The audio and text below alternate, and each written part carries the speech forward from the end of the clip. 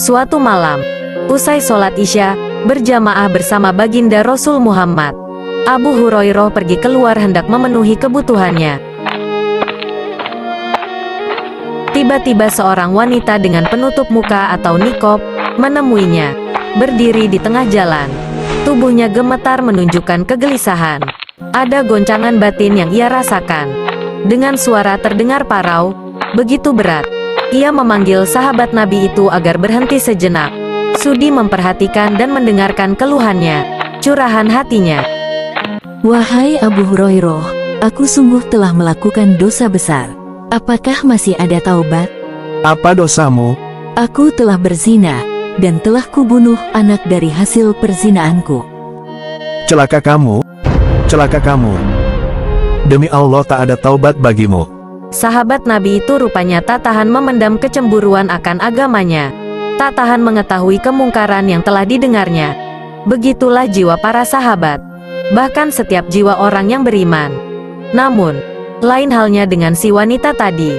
Demi mendengar jawaban demikian, seketika ia menarik napasnya, terseduh sedan, tak mampu membendung perasaan, hingga isak tangisnya pun memecah kesunyian. Kegelapan malam terasa baginya sebagai kebimbangan yang mencekam.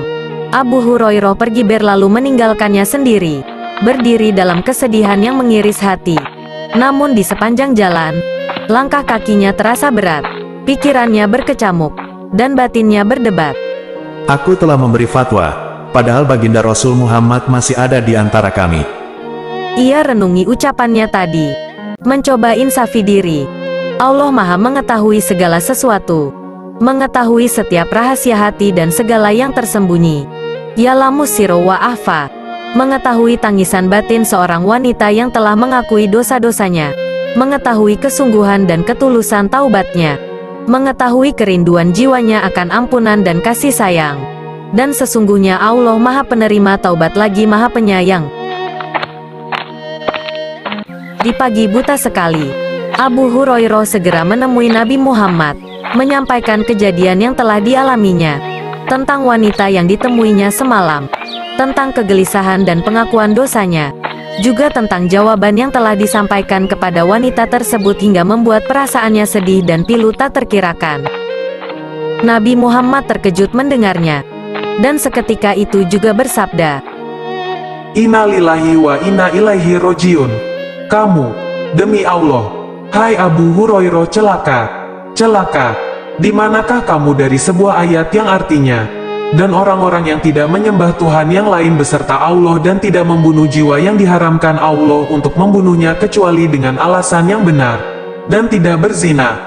Barang siapa yang melakukan demikian itu, niscaya dia mendapat pembalasan dosanya, yakni akan dilipat gandakan azab untuknya pada hari kiamat dan dia akan kekal dalam azab itu, dalam keadaan terhina, kecuali orang yang bertaubat, beriman dan mengerjakan amal saleh, maka kejahatan mereka diganti Allah dengan kebajikan, dan adalah Allah Maha Pengampun lagi Maha Penyayang.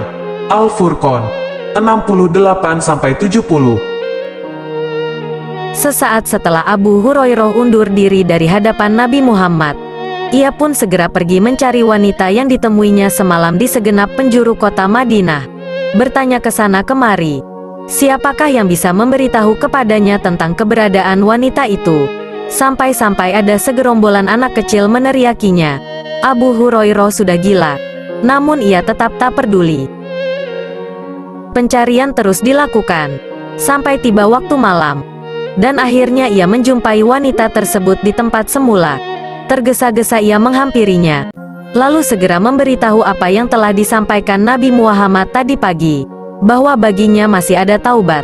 Tak ayal, wanita tersebut gemetar seketika, tubuhnya berguncang.